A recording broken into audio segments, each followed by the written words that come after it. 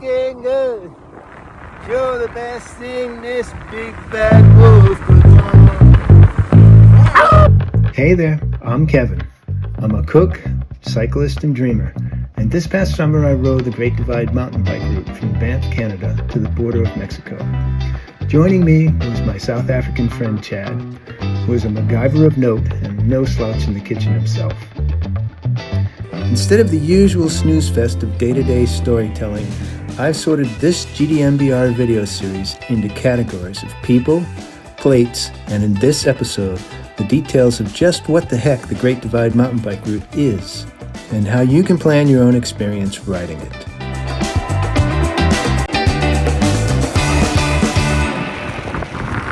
So, what the heck is the GDMBR? The Great Divide mountain bike route was developed and mapped by the Adventure Cycling Association in 1997. It's a renowned 2,700-mile off-pavement cycling route traversing the Continental Divide. It's about 70% unpaved and includes dirt roads, gravel roads, trails, and some unmaintained tracks. Almost all of the single track is in Canada. There is an annual self-supported race following the GDMBR route called the Tour Divide. The race takes place in June each year, but we toured the route at our own pace from mid-August through mid-October and met many other riders doing the same. The scenery is spectacular and diverse, showcasing the American West's beauty.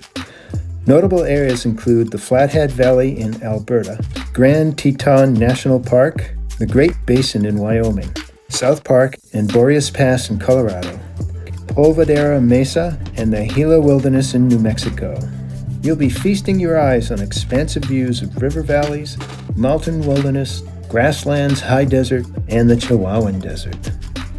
Since the route follows the Continental Divide, expect plenty of climbing and many long descents, some of it on rough roads, and a few sections where hike-a-bike is the only way forward.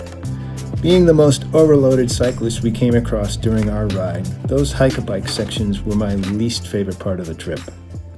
Unless you live in Banff, or you're Lael Wilcox who likes to ride from Alaska to Banff as a warm-up to the Divide race, you'll probably fly into Calgary.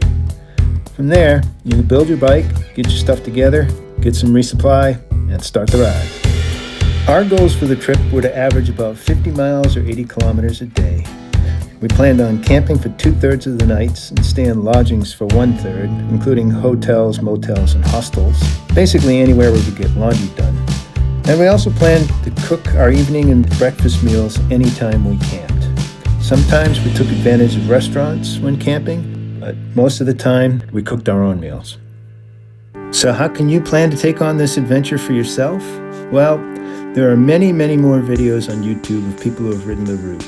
I've watched at least 50 of them, and even though the topic is the same, I learned something new from each and every one of them. I'll put links to all these great videos in the description below. For logistics, you can't find a better source than the GDMBR page of the bikepacking.com website. Their guide includes detailed information on route planning, gear recommendations, and navigational resources such as maps and GPX files. A link to Bikepacking's GDMBR pages is also in the description below. So what can you expect? Well, here are my personal takeaways from completing the route in late summer. First, it's harder than you think. Tough day. Banff is just over 4,500 feet, so altitude can be a factor at the start if you're not acclimated.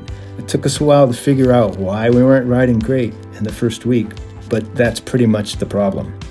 Most of the single track is also in Canada. Hike-a-bike is tough if you have a really heavy load. There seem to be tough hike-a-bike sections just after crossing every state line for whatever reason, as well as other places too.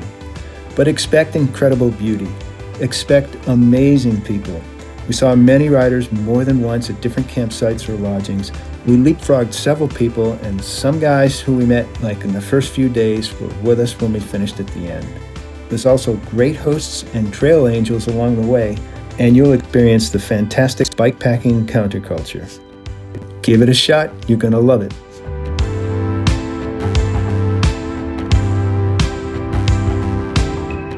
Hey, thanks for watching, and please do check out the other videos in this series.